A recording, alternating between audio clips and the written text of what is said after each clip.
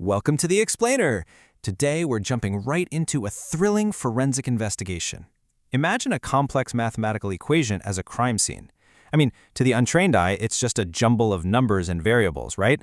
But to us, it holds a hidden shape, a secret geometry that's just waiting to be uncovered.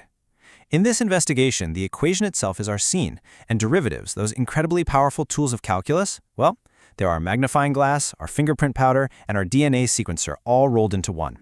Together, we are going to decode the very shape of mathematics. So that brings us to the ultimate question. How do you map an invisible curve? Because every complex mathematical function hides a visual blueprint waiting to be decoded.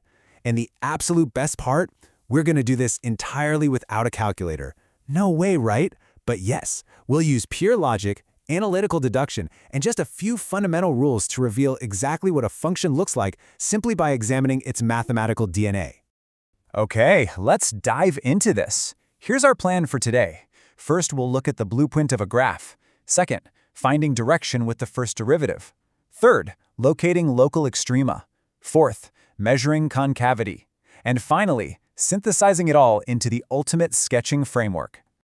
Part 1. The blueprint of a graph. Before we can sketch a single thing, we need to know what clues we're actually looking for. We want to find the defining features of the function, right? Like where it rises, where it falls, where it hits its absolute highest and lowest points, and where the curve itself twists and bends. Think of it this way.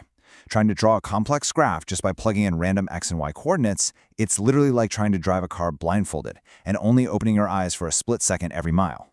Sure, you might get a few points right, but you have zero idea what happened in between. You could miss a giant mountain or a deep canyon. Calculus is our toolkit to decode the visual blueprint of any function. It gives us a complete topographical map of the hills, valleys, and curves of the road, so we never have to drive blindfolded again. Part 2. First derivative. Finding direction. If our graph is a road, the first derivative is our compass. It tells us if we're driving uphill or downhill. Just take a look at the two examples on the top. You'll see the dashed red tangent lines pointing upward. Mathematically, this means the first derivative, f prime, is greater than 0. It's positive. Whenever your first derivative is positive, your function is increasing. Now drop down and look at the bottom two graphs. See how those dashed tangent lines are pointing downward? Here, the first derivative is less than 0, or negative. A negative first derivative is a solid guarantee that the function is decreasing over that interval. It really is that simple. Positive slope means uphill, negative slope means downhill. But hold on a second. What happens when the slope is exactly 0? What if the road isn't going uphill or downhill, but is perfectly flat, even just for a brief moment? This introduces one of the absolutely most crucial concepts in curve sketching, the critical point. A critical point is a specific value in our domain, let's just call it C, where the first derivative is either exactly 0 or where it's totally undefined, like at a really sharp corner or a vertical tangent. In our forensic investigation, these critical points, they're our prime suspects. They are the exact locations where our graph is most likely to peak or bottom out. Part 3. Locating the local extrema. Peaks and valleys. Now that we have our list of prime suspects, our critical points, we need to push our investigation forward. We have to figure out exactly which of these critical points are actual peaks, which we call local maxima, and which are actual valleys, which we call local minima. Together, you'll hear these called local extrema. Interestingly enough, just because the slope is 0 doesn't automatically mean you're standing at the top of a mountain. A critical point only becomes a true local extremum if the first derivative switches signs as it passes through it. Check out the peak on the right side of this graph. The slope is positive as we approach it, it briefly hits 0 right at the peak, and then it becomes negative as we head down the other side. The sign literally changed from positive to negative, proving beyond a doubt it's a maximum. If it had changed from negative to positive, we'd have a valley, or a minimum. And if the sign doesn't change at all, well, then it's a false alarm. It's neither a peak nor a valley. To formalize this interrogation technique, we use a beautifully structured three-step strategy called the first derivative test. Step 1, find all your critical points by setting your first derivative to 0 or finding where it's undefined, and use those points to chop your number line up into smaller intervals. Step 2, pick a totally random test point inside each of those intervals, plug it right into your first derivative, and see if the answer comes out positive or negative. This tells you if the whole interval is going uphill or downhill. Step 3, look at the transitions. Use this first derivative test to see if the signs flip around your critical points. This foolproof framework gives us the definitive locations of every single peak and valley on the curve. Part 4. Second derivative. Measuring concavity. Okay, so we've mastered the first derivative, which tells us the direction of the curve. But to get a truly accurate sketch, we really need our second major clue. We know if the road goes up or down, but how does the road itself bend? This brings us to the second derivative, which measures a property called concavity. Concavity is all about the rate at which the slope is changing. By definition, if the first derivative, the slope, is actively increasing as you move left to right, the function is concave up. If the first derivative is decreasing, the function is concave down. But honestly, let's just simplify that into visual terms. Is the graph smiling or is it frowning? Take a look at the graphs on the left side here. Notice how they form a sort of cup shape, curving upwards? Even though one is going uphill and the other downhill, they both share this smiling curvature.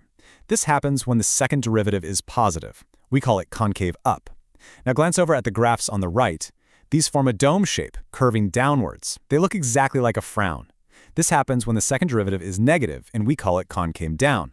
The second derivative perfectly captures this bending behavior. So we have our peaks and valleys from the first derivative, and our smiling and frowning bends from the second derivative. But what on earth do we call the exact moment the road shifts from curving upwards to suddenly flattening out and curving downwards? This absolutely crucial transition is called an inflection point. It's a point on the continuous graph where the concavity definitively flips. Let's look closely at the point right in the middle here. On the left side, the curve is bending downwards. It's frowning, meaning the second derivative is negative, so it's concave down. But the exact moment we cross that middle point, the curve starts to bend upwards into a smile, becoming concave up. That specific point is our inflection point. It perfectly marks the transition boundary between the two types of concavities we just learned about. Finding these points is absolutely essential for getting the subtle curves of our final sketch exactly right. Part 5. The ultimate sketching framework. We've gathered all our clues. We know exactly how to find direction and extrema with the first derivative, and we know how to find bends and inflection points with the second derivative.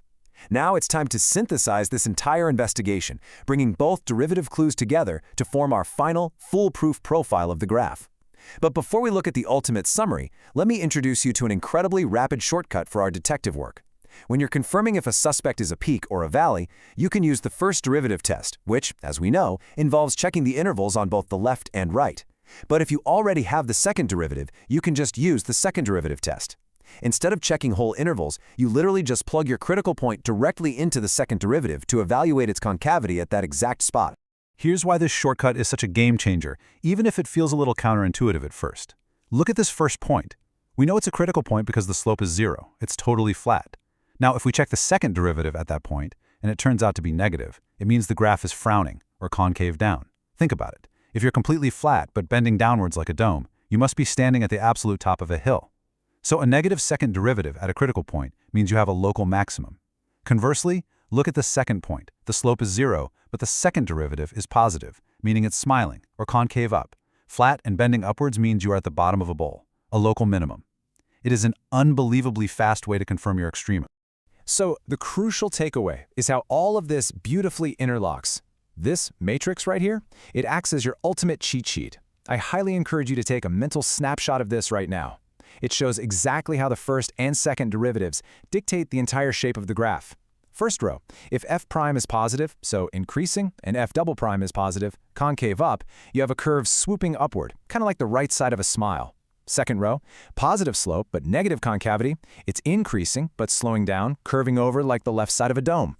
Third row, negative slope and positive concavity, it's decreasing but leveling out, swooping down into a valley. And finally, negative slope and negative concavity means it's dropping faster and faster, curving steeply downward. By simply tracking where these signs change, you can map the entire invisible curve with total precision. We now have a comprehensive step-by-step framework to map out all the local hills, valleys, and bends of any mathematical function using our trusty derivative toolkit. But, our investigation isn't completely over. We've mapped the middle of the road, sure, but what happens when the domain stretches out infinitely to the left or to the right? Does the curve just shoot off into deep space, or does it eventually level out into a flat horizon line? Understanding limits at infinity is the final piece of the puzzle, and that is a mathematical mystery for our next explainer. Until then, keep sketching, keep analyzing, and never stop investigating the invisible blueprints all around you.